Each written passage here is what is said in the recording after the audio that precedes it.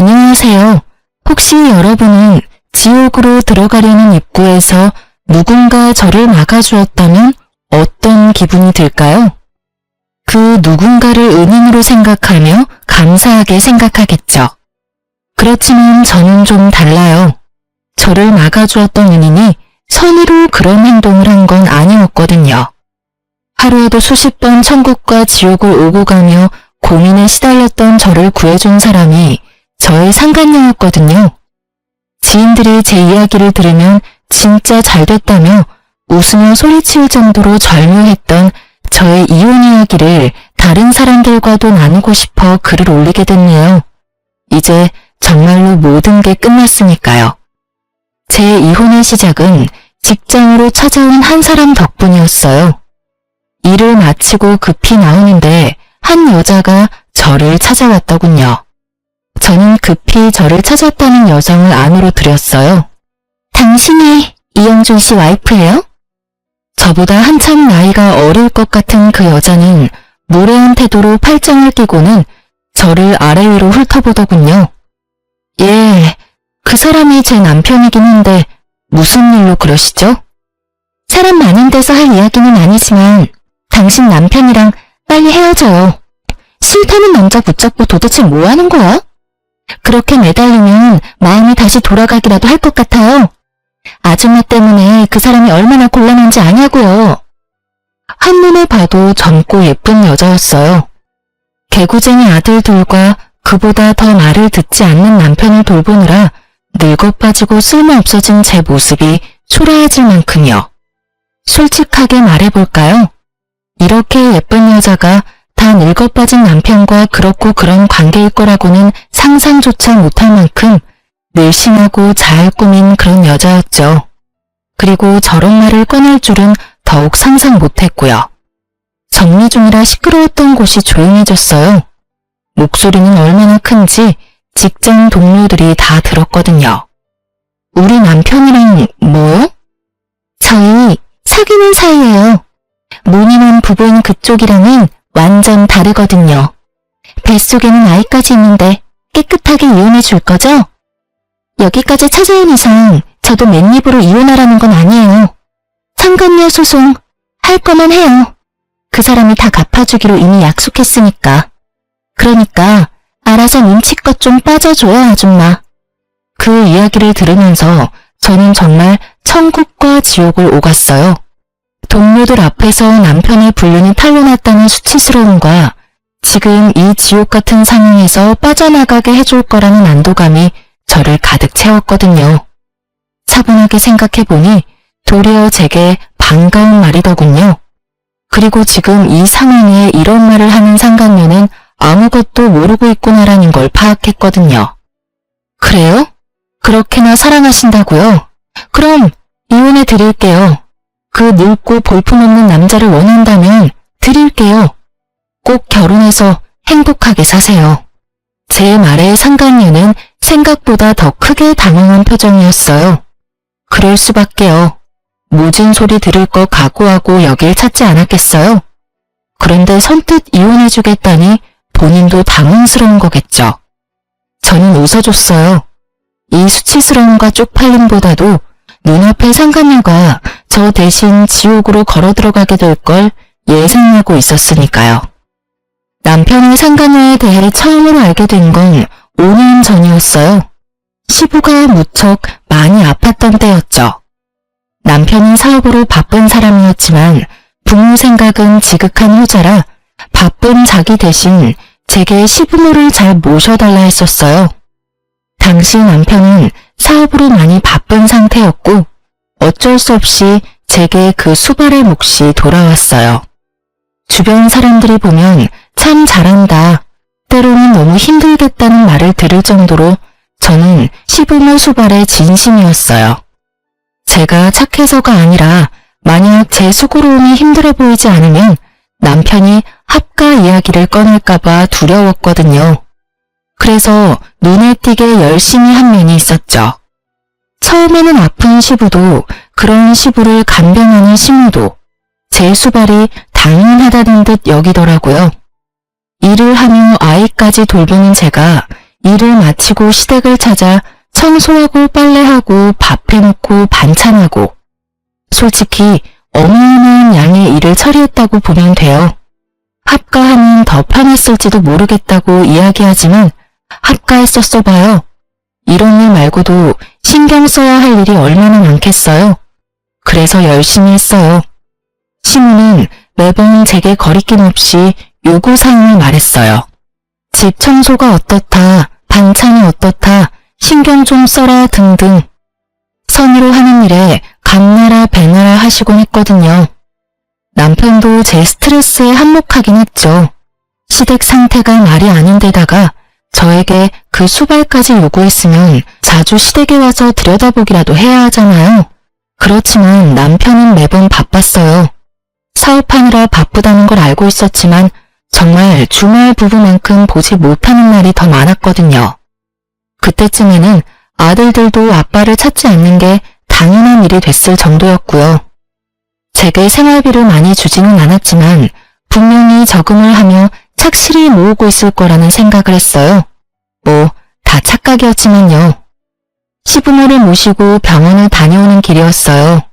시부 상태가 나쁘다는 말에 급히 눈치 보며 연차까지 쓰고 나와 두 분을 모시고 갔다 오던 길이었거든요. 두 분 심기는 많이 불편했어요. 이거 봐라. 네가 같이 살고 있었으면 이런 일도 없었지 않니?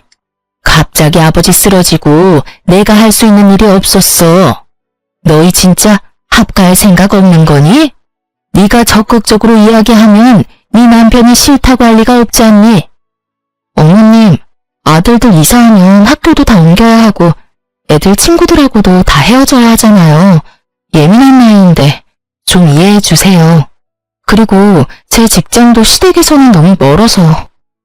그러니 하는 말 아니냐? 직장을 우리 집 근처로 옮기던지. 그리고 손주들이야 뭐가 그리 중요해? 어른들부터 잘 챙겨야 아랫사람들이 잘 되는 거야. 그간의 제 노고 따위는 가뿐히 씹어드시는 시모 말에 기분이 상한 건 저도 마찬가지였죠. 제 시간, 노동력, 정신노동까지 써야 하는 일인데 합가라니 말도 안 되는 일이었죠. 그래서 간곡하게 안 된다며 운전에만 집중하고 있었어요.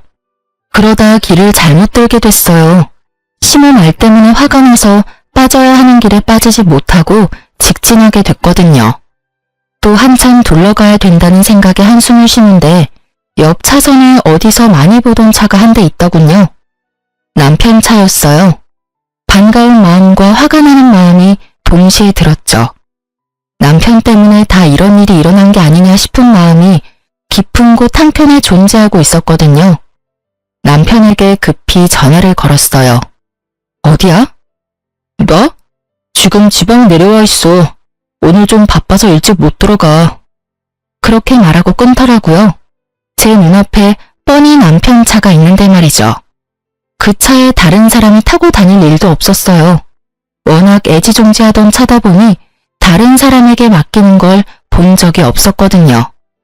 저는 뒤에 시부모님이 있다는 걸 알면서도 남편의 차를 뒤쫓았어요. 왠지 모를 싸한 기분이 들었거든요. 그렇게 차가 도착한 곳은 모텔촌이었어요. 그리고 그곳에서 나오는 건 남편과 웬 여자였죠. 얘, 집에는 안 가고 여기는 왜 와?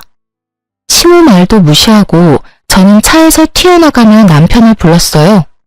여보. 제 말에 남편이 깜짝 놀란 듯 뒤돌아보더군요.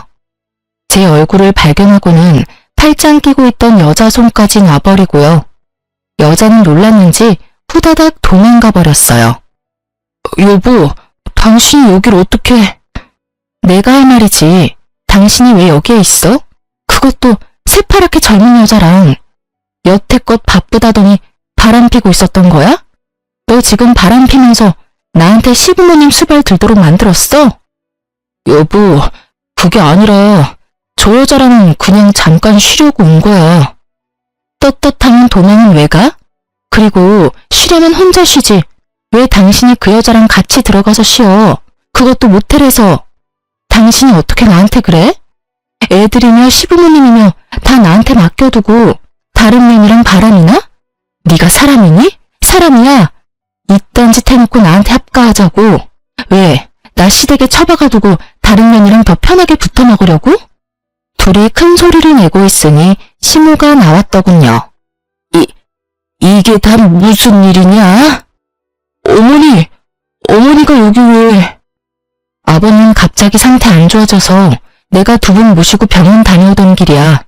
연차까지 쓰고 병원 갔다 오는 길에 당신 차 보여서 따라온 거야. 그런데 나한테 지금 당신이 무슨 짓을 했는지 알기나 해? 미안해 여보. 정말 딱 한 번 만난 사이야. 당신이 생각하는 그런 일 없었어. 거짓말하지 마. 한 번 만난 여자 아니잖아. 당신이 원하면 이혼해줄게. 나랑 이혼하고 그 여자랑 살면 되지. 무슨 헛소리야? 나는 당신이랑 이혼할 생각 없어. 진짜 내가 잘못했어. 그러니까 화 풀어, 응? 영준이 너 이 녀석 도대체 뭐 하는 놈이야? 며느리를 놔두고 네가 바람을 펴? 이 호로 자식 같으니라고. 남편과 제가 싸우는데 시모가 버럭 화를 내더군요. 저도 그렇게 화내는 거 처음 봤어요. 아들 사랑이 지극하신 분이셨거든요. 그런 시모가 아들에게 화를 냈으니 저도 당황했죠. 잘못한 놈이 그렇게 뻔뻔하게 용서를 구해? 이 망할 놈의 자식. 네가 부모 보는 앞에서 그런 짓을 하고도. 저는 화가 나서 남편을 두드려 패는 시모를 말리고 제 차에 다시 태웠어요. 화가 끝까지만 저는 다 때려치우고 어디론가 가버리고 싶었어요. 그치만 차에는 아픈 시부가 있고 시모도 충격받은 상태이니 어쩔 수 없었죠. 남편에게 모시고 가라고 하려는데 남편에게 급한 전화가 왔어요. 전화 받는 남편은 놔두고 시모 다시 태워 시댁으로 향했어요. 합간이 뭐니 제잘되던 시모도 아무 말 없어졌고요. 시댁에 시부모님을 모셔두고 나오려는데 시모가 저를 붙잡더군요. 예, 너희 정말 이혼할 거니? 그건 아니지? 모르겠어요. 약 받아온 건 식탁에 둘게요. 그리고 좀 있으면 제가 배달해놓은 갈비탕도 올 거예요. 결제했으니 받아서 드시기만 하세요. 예, 이런 말 하기 그렇지만 한 번만 용서해 주거라. 내가 너에게 사과하마. 내 아들이라서가 아니라 한 번은 용서할 수 있지 않니? 대신이라고 하기엔 좀 그렇지만 내가 해줄 수 있는 게 있을 거야. 너희 시아버지가 가지고 있는 집이 있지? 그거 너한테 주마. 아들이 둘이나 있고 여태껏 가정 잘 꾸려왔으니 이혼은 하지 말거라. 그렇게까지 하지 않으셔도 돼요. 그 사람 마음이 떠난 거면 제가 뭘 해도 원상복구는 안 될 거예요. 내가 아들 녀석 호되게 혼내주마. 그러니까 한 번만 용서해줘라. 그 녀석도 잘 알 거야. 그 여자랑 깊은 관계였으면 그 자리에서 더 당당하게 굴었겠지. 그런 것도 아니지 않니? 필시 그냥 잠깐 정신이 나갔던 걸 거야.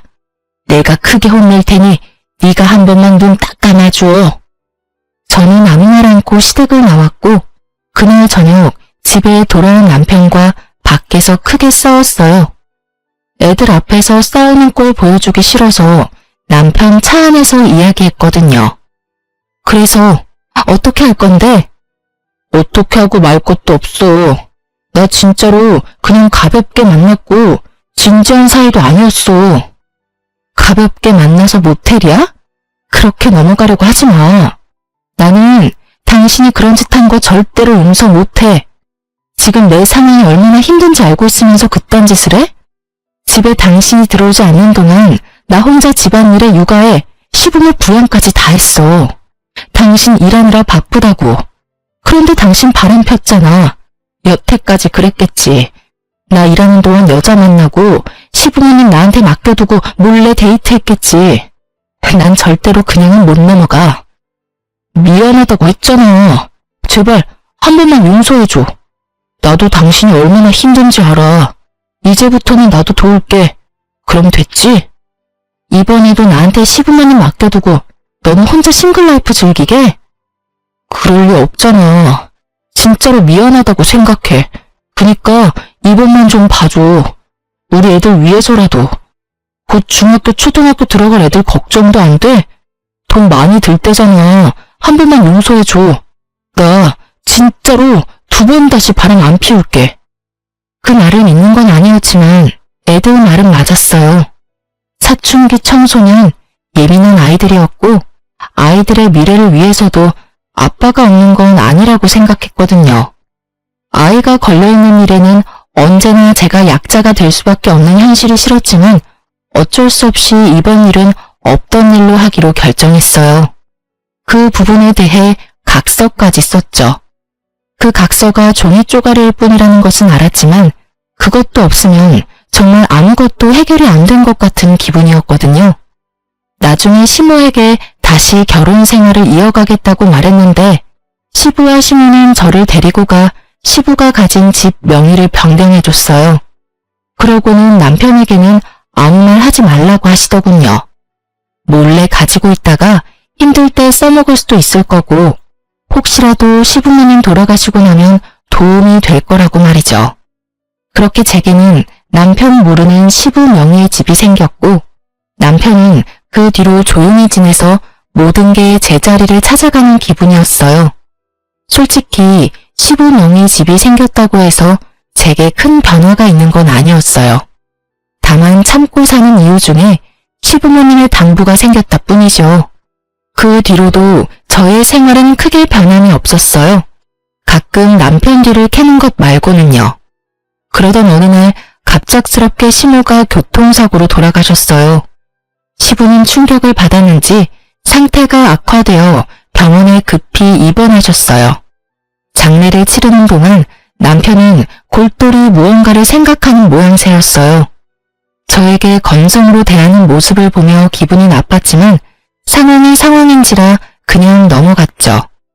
부모님이 돌아가셨으니 정신이 없을 것 같기도 하다고 생각했거든요. 상을 다 치르고 시부도 어느 정도 안정이 되어 퇴원하고 집에 돌아왔는데 시부가 이상한 소리를 자꾸 하시는 거예요. 어머님 어디 갔냐고 묻고 비밀번호도 잊어버리고 하루는 밖에 나갔다가 집을 못 찾아온 일이 생겼죠. 그렇게 시부를 데리고 병원에 가니 치매 증상이라고 하시더군요. 시모를 잃고 급격한 충격으로 이전부터 보였던 경미했던 인지장애가 더 심해진 거 아닌가 하고 추측했어요. 남편이 집에 돌아오면 그 이야기를 하려고 생각하며 집에 돌아왔는데 집 우편함에 편지가 하나 와 있더라고요. 보니까 남편의 건강검진 결과였어요. 2, 3주 전에 검진을 했는데 그때 결과가 나온 거죠. 저는 아무 생각 없이 우편을 뜯었는데 남편의 간 수치가 좋지 않더군요. 엄청 나쁜 수치는 아니었지만 재검을 하라는 의사소견이 있더군요. 당신 간 수치가 좋지 않아서 재검하라는데 그 정도 수치는 괜찮아. 어머니 상 치르느라 몸이 좀 피곤했나 봐. 좀 쉬면 괜찮아지겠지. 그래도 혹시 모르니 정밀검사 받아봐. 나 오늘 병원 갔다 왔어. 아버님 모시고. 아버님 치매라고 하셨어. 이런 상황에 당신 몸까지 아프면 내가 못 버티니까 꼭 재검 받아. 알았지? 제 당부에 남편이 깜짝 놀라더군요. 시부가 치매라는 사실에 놀란 듯 보였죠. 하긴 얼마 전에는 심우상, 이번에는 시부의 치매 소식까지. 제 걱정이 이해가 되기는 했는지 남편이 이참에 검사 받겠다고 하더군요. 그 주 주말에 남편이 정밀검사를 받으러 갔다 왔는데 한눈에 봐도 얼굴이 영 안 좋았어요. 뭐가 이상이 있는가 보다 싶었죠. 그런데 그 뒤에 남편이 저한테 병원에 같이 가자고 하더군요. 그렇게 남편과 병원을 방문했다가 남편이 간암 2기라는 사실을 알게 됐어요. 의사는 이식이 필요할 수 있다고 말했고 저는 멍해졌어요. 의사의 말을 듣고 있는데 아무것도 귀에 안 들어오더라고요. 점점 멀어지는 목소리에 계속 그 생각만 들었어요. 이제 어쩌나 하는. 아픈 시부는 치매에 걸렸으니 내가 돌볼 수 없다 치더라도 아직 대학까지 갈 길이면 우리 두 아들과 남편의 암수발까지 어찌되나 하는 생각만 들었죠. 여보, 나 당신한테 잘한 거 아무것도 없는 거 알아. 그치만 우리 아들들 생각해서라도 간이식 좀 해줘. 아직 이식해야 한다고 확정난 건 아니잖아. 치료 잘 받아. 우선 이식 안 하고 끝나는 선이면 제일 좋지. 저는 선뜻 이식을 해주겠다는 말을 하지 못했어요. 제 몸이 축나면 어린 아이들은 어쩌나 하는 마음이 먼저 앞섰던 것이 사실이에요. 그리고 무엇보다도 이 남자는 저를 배신한 적이 있으니까요. 아마 남편이 외도를 몰랐다면 저는 기꺼이 제 강도 내어줬을 거예요. 그렇지만 이미 한 번의 외도를 겪었으니 고민이 되는 거였죠. 남편은 집에 있는 동안 간이식에 대해 끈질기게 제게 물어왔지만 저는 계속 그 이야기를 피했어요. 그리고 남편은 치료를 위해 병원으로 들어가게 됐고 남은 저는 남편이 항암 치료받고 돌아올 집을 청소하기 시작했죠. 아무 환자에게 더러운 환경을 제공할 수는 없으니 깨끗하게 집안을 치웠어요. 남편이 쌓아둔 물건들을 청소하는 중에 너무나 충격적인 걸 발견하고는 그 자리에서 주저앉았어요. 이혼 신고서였어요. 그것도 작성이 되어 있는 신고서였죠. 제가 써야 할 부분만 남겨두고 나머지는 빼곡히 채워진 서류를 보며 저는 이를 악물었어요. 아마 이 서류가 자신의 암 진단 소식을 듣고 쓰여지지는 않았을 거예요. 분명히 암 진단 되기 전에 쓴 거겠죠. 그러니 지금 저한테 간이식 나팔을 불며 해달라고 난리인 거고요. 저는 자리에 앉아 그 분노를 고스란히 곱씹고 있었어요. 정말 욕이 한 바가지 나올 것 같았죠. 제가 뭐 때문에 이 집을 이렇게 청소하고 있는데 내 뒤통수를 치려고 준비를 하고 있었다니. 열받은 저는 청소며 뭐며 다 때려치고 남편이 쓰던 그 방을 그냥 더러워진 그대로 놔둬버렸어요. 그리고 이혼 서류 사진을 찍고 그걸 챙겼어요. 남편님이 원하는 게 뭔지 정확히 알아야 하니까요. 그 다음날 일을 하러 가서도 그 이혼 서류 생각만 했어요. 남편님이 왜 나와 이혼을 하려고 하는 것일까 그 생각이 들었죠. 그리고 그 생각의 끝에는 여자가 있었어요. 남편은 외도를 한 적이 있었잖아요. 그때는 그냥 노는 사이랑은 헤어졌지만 여태껏 만나고 있었을 수도 있죠. 그러면 좀 더 깊은 사이가 됐을 수도 있고요. 그렇게 하루 종일을 그런 생각과 씨름하며 스트레스 받던 제게 그 여자가 찾아온 건 퇴근하기 직전이었어요. 그리고 그 여자가 제게 남편과 헤어져 달라고 하더군요. 그 이야기를 들으면서 그 여자는 저를 화나게 할 작정이었던 것 같아요. 제가 화를 내면 낼수록 이혼이 더 가까워질 거라고 생각한 듯 하고요. 그렇지만 그 여자는 아무것도 모르고 있는 것 같더라고요. 하긴 남편님이 그 이야기를 상간녀에게 할 리가 있겠어요? 아프다는 이야기하면 떨어져 나갈 게 분명할 텐데 게다가 수발들라는 걸 상간녀에게 말할 수나 있겠어요? 그러니 조강지처에게 이혼 서류 낼 시간을 미루면서까지 간이식을 원하는 거겠죠. 이 좋은 기회를 제가 놓칠 필요는 없었죠. 나를 호구로 보는 남편 새끼랑 그런 남편 새끼랑 붙어먹은 상간녀 둘에게 모두 제가 지니고 있는 짐덩이를 넘겨버리면 그만이니까요. 정말이죠? 진짜 그 사람이랑 헤어질 거죠? 그럼요. 헤어져 줄게요. 저도 이미 마음 뜬 사람 붙잡고 싶은 생각 없어요. 그런데 당신 여기 온 거 남편이 모르죠? 알면 분명히 말렸을 테니까요. 지금 당장 저랑 이혼하면 손해보는 건 남편 놈이잖아요. 그러니 지금 상간녀의 저 행동은 남편 상황을 모르고 혼자 벌인 일인 거죠. 상간녀가 이렇게 일을 벌려준 덕분에 저는 지옥의 입구에서 빠져나올 수 있게 됐잖아요. 상간녀도 흠칫하더군요. 그러면 내일 이 근처에 있는 대학병원 앞에서 만나요.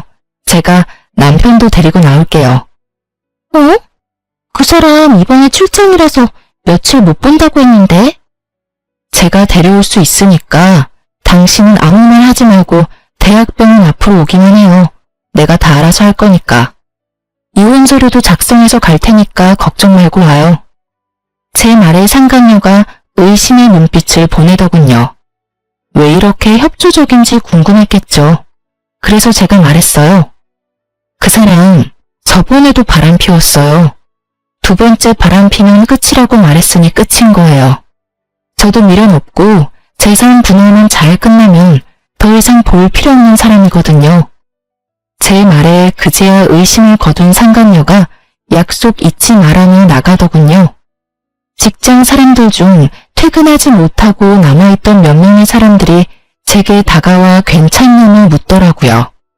정말 이 순간에는 너무 부끄러웠어요. 상간녀가 회사로 찾아올 정도니. 솔직히 상간녀에게 남편을 넘기는 건 열받지 않았으나 저를 이런 비참한 꼴로 만든 건 정말 열받았어요. 게다가 남편이 앞에서는 나쁨이라며 동정심사게 말하고는 상간녀에게는 아프다는 이야기조차 하지 않고 저를 이용하려고 했다는 생각에 배신감이 무척 들었죠.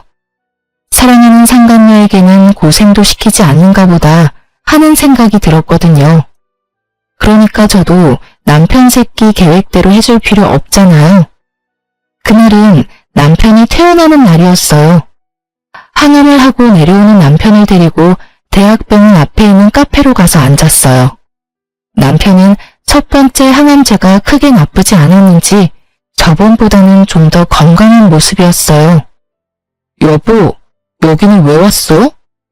커피 마시고 싶으면 테이크아웃해서 가면 되지. 왜 굳이 들어와서 마셔? 아, 오늘 여기서 만날 사람 있거든. 걱정하지 마. 곧 올 거야. 그 사람하고 약속한 게 있어서 꼭 전해줘야 하거든. 그럼 난 차에 가 있으면 안 돼? 안 돼. 당신도 옆에 꼭 있어야 해.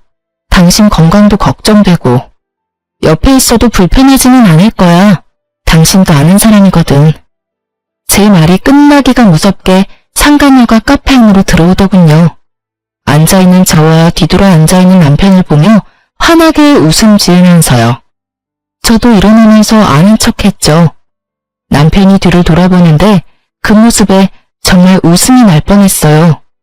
귀신이라도 본 듯한 표정이었으니까요. 약속 지켰나요?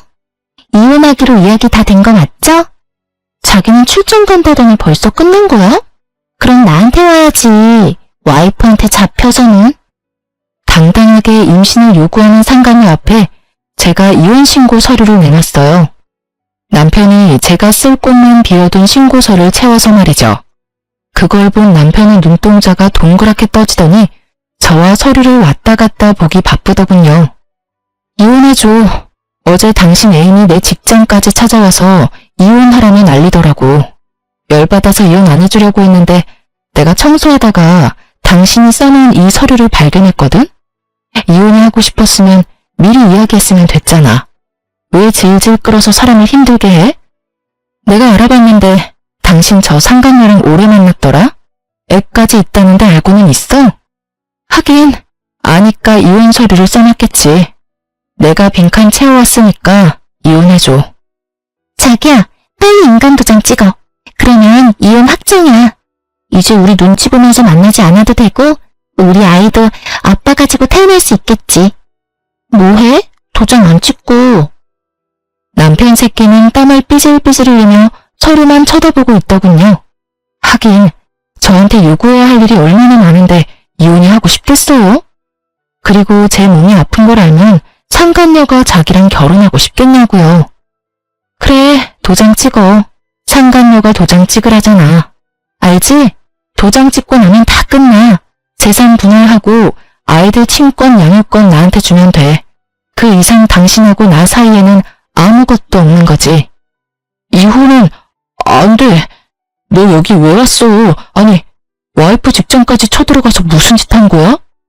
자기, 지금 나한테 화낸 거야? 아니, 그것보다 이혼을 왜 안 하는 거야? 저번에 하겠다고 철석같이 약속해놓고 왜? 너 혹시 와이프 못 떠나겠다 뭐 이런 거야? 나 임신까지 시켜놓고. 그런 거 아니야. 애는 책임질게. 그치만 이혼은 지금 하면 안 된다고. 당신 이해를 좀 해. 내 상황이 지금. 여튼 안 돼. 이혼은 절대 안 돼. 이혼은 절대 안 된다는 말에 상간녀가 남편 새끼 뺨을 철썩 때리더군요. 어휴, 어찌나 통쾌하던지. 와이프 버리고 사랑할 정도였던 여자 손에 맞으니 기분이 남달랐겠죠. 상간녀는 기분이 나쁜지 남편놈에게 따지더라고요. 왜 안 된다는 건데? 속 시원하게 말 좀 해봐. 나 배신하는 거면 나도 자기랑 나랑 불륜한 거 다 까발릴 거야, 자기 회사에. 그 말에 남편이 입을 꾹 닫고 있자 상간녀가 열받아서 저를 보며 뭐라고 하더군요. 자기, 혹시 와이프한테 약점 잡혔어? 뭐 잘못한 거 있어? 아줌마가 말해봐요. 도대체 뭔 짓을 했길래 이 남자가 이혼을 안 하겠다는 거예요? 분명히 며칠 전까지 저한테 꼭 이혼하겠다고 한 사람이거든요? 그러게요. 이 이혼서를 먼저 쓴 사람이 남편이거든요? 저는 빈자리 메운 거밖에 없었어요. 그런데 이혼을 왜 안 해줄까? 최근에 바뀐 건 그것밖에 없네요. 우리 대학병원 앞에서 만난 이유도 그것 때문이에요. 사랑하는 상간녀 상처받을까봐 가는 이기인 것도 말 안 했나 보네? 남의 입으로 듣기 싫었을 텐데. 미안해요. 시간 좀 더 있었으면 남편이 당신한테 말해줬을 거예요. 안지 얼마 안 돼서 저한테 간 이식해달라고 끈질기게 요구하고 있었거든요. 전 남편이 예전에 바람핀 것 때문에 간 주겠다고 약속도 못하고 있었는데 잘 됐죠. 이렇게 간 줄 수 있는 건강한 상간녀가 있으니까요. 아, 그런데 애가 뱃속에 있으니까 애는 낳고 줘야겠네요? 뭐 그건 두 사람이서 알아서 하세요. 어차피 내 간만 아니면 되니까요. 이혼하면 간 줄 필요도 없죠. 하긴 이혼하지 않아도 줄 생각은 없어졌지만 제 말에 남편놈이 식은땀을 줄줄 흘리며 입을 답싹거리더군요. 그리고 상간녀는 너무 놀랐는지 아무 말도 안 하고요. 왜요? 남편 달라면서요. 줄 테니까 알아서 잘 가져가요. 이혼 서류도 썼으니 도장만 찍으면 이혼하는 거예요. 약속대로 해주겠다는데 왜 그렇게 얼굴이 질렸어요? 제 말에 상간녀가 갑자기 아주 얌전해지더군요. 이번에는 남편이 상간녀 모습을 보더니 쌍심지를 켜더라고요. 내가 이혼하면 간이식 못 받아. 그리고 당신 힘들게 할 수도 있어. 그래도 당신 나 사랑하니까 간 줄 수 있지? 뱃속의 애를 생각해. 내가 살아야 애도 멀쩡한 가정에서 살 거 아니야. 그건 생각 좀 해봐야지. 자기는 내가 애까지 임신했는데 이식까지 해야겠어? 어차피 임산부 출산한 지 얼마 안 된 사람들은 이식 같은 거 못하잖아. 그러니까 이식은 다른 사람한테 부탁해. 야, 지금 일 다 망쳐놓은 게 누군데. 네가 혼자 이런 헛짓거리만 안 했어도 내가 와이프한테 간 받고 나서 이혼하면 됐잖아. 그리고 또 뭐야? 나 사랑한다며. 간 하나 못 주면서 사랑? 그 이야기를 듣는데 정말 열이 또 받더라고요. 마음을 최대한 차분히 하려고 했는데 제가 생각했던 대로 남편이 생각하고 있었으니 정말 배신감에 치가 떨리더군요. 정말로 간을 받고 이혼하려고 생각했더니 상간녀가 제 은인으로 보일 수밖에 없었죠. 그러는 자기야말로 내가 간으로 보여? 왜 내가 자기한테 간을 줘야 하는데? 막말로 우리는 남이잖아. 그리고 그런 일이 있으면 제일 먼저 나한테 상의를 했었어야지.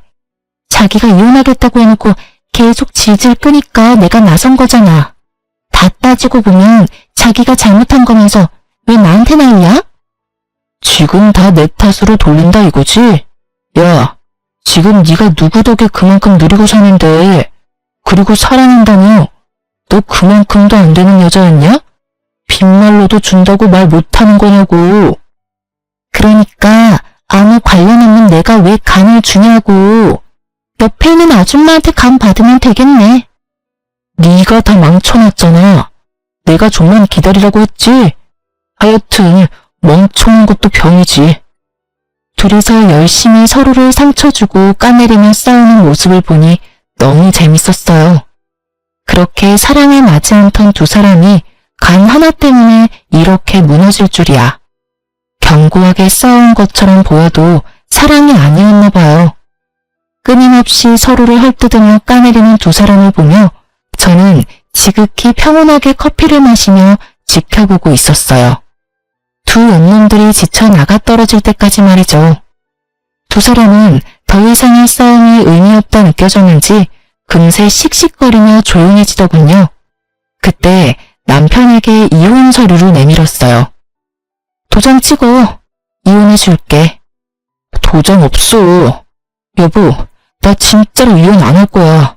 나 지금 이혼하면 죽는 거 알잖아. 인감이라면 내가 가져왔어. 그러니까 찍어. 그리고 이혼은 당신이 하겠다 말겠다 정하는 거 아니야.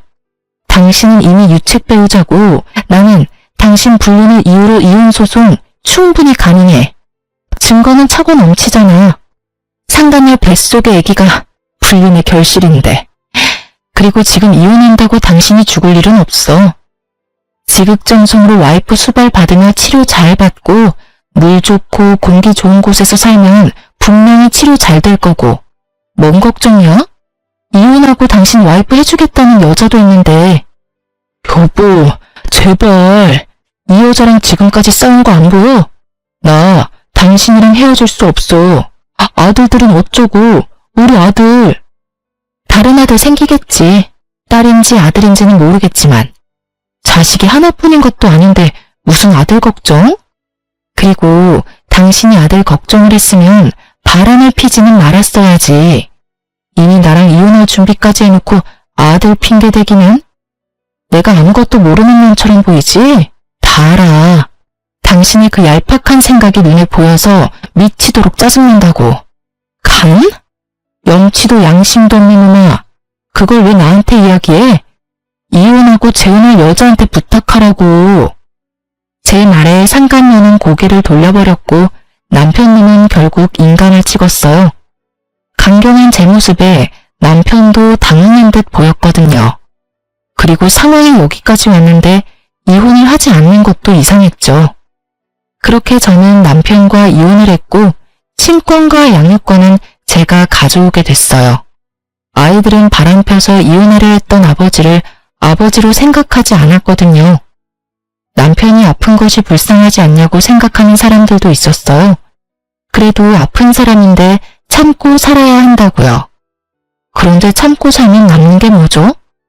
이미 남편의 마음은 제가 아닌 다른 여자에게 있고 새로 태어날 아이에게 있는데 그러려고 이혼까지 생각한 남자에게 제가 뭐하러 미련을 둬요. 두 사람이 치고받고 싸우는 모습에 둘이 헤어진 줄 알았는데 아니더군요. 두 사람이 화해를 했는지 저와의 이혼 후 상간녀와 결혼을 했더라고요. 그때도 콧방귀만 꼈어요. 끼리끼리 똑같은 것들끼리 만나서 얼마나 잘 살겠나 싶었죠. 서로를 상처주는 말은 결국 가슴에 고스란히 남아있거든요. 그렇게 상처주고 상처받은 사람들이었으니 온전히 살 수 있을 리가 없다고 생각했어요. 그리고 전 남편의 결혼 소식이 들리고 몇 달 뒤에 전 남편이 제게 울며 전화가 왔더군요. 처음에는 받지 않으려고 했는데 아이들 일일지도 몰라서 받았죠. 여보, 나 좀 도와줘. 이혼한 마당에 내가 해줄 수 있는 일은 없는 것 같은데. 제발, 나 너무 힘들어. 지금 입원해 있는데 보호자가 없으니 일 처리가 제대로 되지가 않아. 보호자가 왜 없어? 당신 마누라 있잖아. 마누라 찾아야지 왜 엄한 나를 찾아? 그 망할 여자는 여기 없어. 그 여자도 지금 당장 찾으러 가야 하는데 코빼기도 안 보여. 그년이 내 집 팔고는 돈 들고 날랐어. 그게 무슨 소리야? 우리 재산분할할 때 아버지 명의 아파트가 당신 명의로 넘어간 거 보고는 집에 돈 될 만한 물건 없다고 생각했나 봐. 하긴 없긴 했지. 아버지 사시는 엄마 명의 건물은 대출이 걸려있으니 돈이 안 될 것 같으니까 우리 집을 판 모양이야. 게다가 내가 공동명의로 해줬거든. 참 대단한 사랑이다 싶었어요. 그렇게 속내 다 내놓으면서 싸워놓고 공동명의라니. 그렇게 싸워놓고 공동명의? 당신도 대단하네. 그 여자가 나한테 간 준다고 했단 말이야. 나도 그냥 준 거 아니었어. 그것 때문에 준 거였는데 내가 몸 상태가 너무 안 좋아져서 얼마 전에 입원했는데 그동안 내가 죽을 거라고 생각했는지 필요한 거 싹 다 챙겨서 도망갔더라고. 그리고 나 몰래 나 죽으면 보험금 얼마 나오는지도 물어봤다더라. 진짜 징그러운 여자야. 내가 그런 여자한테 정신이 팔렸다니 정말 당신 보기 민망하고 미안해서. 나한테 미안해할 필요 없어. 당신이랑 나 이제 아무 사이도 아닌데 뭐. 그래서 신세 한탄 하려고 나한테 전화한 거야? 그건 아니고 나 죽으면 보험금 그 여자가 다 가져갈 건데 당신 그거라도 챙겨야 하잖아. 그러니까 다시 재결합하자 우리. 나도 그런 여자한테 속아서 당한 거고 당신도 한 번만 눈 감아주면 되잖아. 다 끝난 마당에 보험금은 무슨 보험금인가 싶었죠. 그러니까 당신이 나한테 간이식 좀 해줄 수 없을까? 나 그 여자 때문에 스트레스를 너무 많이 받아서 그런지 몸 상태가 너무 안 좋아져서 간이식까지 해야 한다고 하거든. 정말로 사람 하나 살리는 셈치고 나한테 이식 좀 해줘. 나 앞으로 당신 말이라면 죽는 시인이라도 할 테니까. 게다가 우리 애들 생각해서라도. 혼자서 지랄을 하네. 우리 애들 생각하는 거면 더더욱 당신이랑 재결합은 아니지. 애들이 우리 이혼하면서 얼마나 상처받았는지 모르지? 벌써 중학교, 고등학교 들어간 애들이 자기 아빠 불리는 거 몰랐을까봐? 다 알고 있어. 내가 말하기도 전에 벌써 다 알고 있더라. 인간아, 어떻게 살았으면 자식들한테 바람난 아버지 부끄럽다는 이야기를 들어? 당신이 한 짓이 그런 짓이야. 그러니까 나한테도 애들한테도 절대로 연락하지 마. 알았어? 여보, 나 진짜로 당신 없으면 죽을지도 몰라. 나 혼자서 어떻게 투병 생활을 해. 치료받는 동안 보호자만이라도 되어주면. 진짜 징글징글하다 당신. 나한테 간 줄 거냐고 악착같이 묻고 다녔을 때 이미 나랑 이혼하려고 생각했던 거 알아. 당신 그런 사람이야. 자기 몸 생각해서 싫은 여자랑도 같이 살 수 있고 아쉬운 소리도 할 수 있고 끔뻑 죽는 신용도 할 수 있는 사람. 나는 여전히 열받아 있는데 뭐가 어쩌고 저째? 재결합? 혼자서 북치고 장구치고 앉았네. 난 절대로 재결합 안 해. 당신 수발 들라고? 내가 왜? 내가 왜 그래야 하는데? 그러고 나서 나중에 또 딴 년이랑 붙어먹게? 그 꼴 못 봐 나는. 그러니까 암 투병생을 같이 해줄 수 있는 사람 찾아. 그건 한 번뿐이었고 그 한 번 때문에 나는 당신에 대한 신뢰를 다 잃었어. 그러니까 나한테 당신이 죽는다 산다 그런 말 하지 마. 의사가 처음에 그랬지? 치료 잘 받으면 살 수 있을 거라고. 당신이 여기서 매달려야 하는 사람은 내가 아니라 의사라고. 저는 그렇게 말하고 전화를 끊어버렸어요. 불쌍하다며 남편을 옹호하는 사람도 있겠죠. 하지만 저는 잊지 못했어요. 자기 목숨 경각에 달렸을 때 그 여자랑 관계는 유지하면서 저한테 간을 달라고 하고 저한테 암수발을 시키려고 했던 남편을요. 그런 사람인 거예요. 제가 마음이 약해져서 또 받아준다면 또 그런 일이 일어나지 않으리라는 보장이 있나요? 그렇다고 제 동정심이 두 사람의 관계를 회복시켜줄 수 있나요? 아니에요. 절대 그럴 일 없어요. 이미 저에게서 마음이 뜬 사람이에요. 저를 여자로 보지 않는 남자죠. 그런 남자가 제가 간 줬다고 제 옆에 남아있을 리가 없죠. 몸이 좋아지면 또 다른 여자 찾아 떠날 놈이거든요. 그렇게 전화를 끊고 그 뒤로 남편님의 이야기는 간간히 듣기는 했어요. 몸이 안 좋아서 하던 일 다 그만두고 백수로 지내면서 조용히 살고 있다고 하더군요. 예후가 나쁘지는 않았지만 그리 좋지도 않아서 계속 현상 유지만 하고 있는 모양이었죠. 도망간 상간녀는 제게 줘야 할 위자료를 토해내고는 도망다니다 결국 남편님에게 잡혔다고 하더군요. 정확하게 말하면 남편이 고용한 사람들에게요. 남편이 상간녀를 애가타게 쫓아다닌 이유는 자기 보험금 때문이었대요. 웃기죠? 상간녀는 눈앞에 돈 때문에 집 팔고 도망가면서 일부러 이혼은 해주지 않았대요. 죽으면 보험금이나 재산이 자기한테 넘어올 거라고 생각했나 보더라고요. 또 그걸 두고 볼 수 없던 남편이 악착같이 상간녀를 쫓아다녔으니 결국 두 사람의 재혼은 이혼으로 끝을 맺었어요. 그럴 거 뭐하러 그렇게 둘이 붙어 먹으면서 사랑 노름이나 했는지. 지금 생각해보면 저와 이혼하려고 결심한 주제에 자기 몸 생각해서 몇 년 더 데리고 있으려고 했던 전 남편의 그 오만함에 웃음이 다 나와요. 그리고 이 기회를 빌어 상간녀에게 아주 고마운 마음을 전하고 싶네요. 지옥문까지 걸어갈 뻔했던 거 구해줘서 고맙다고요. 그리고 나 대신 지옥길 걸어가줘서 고맙다는 말도요.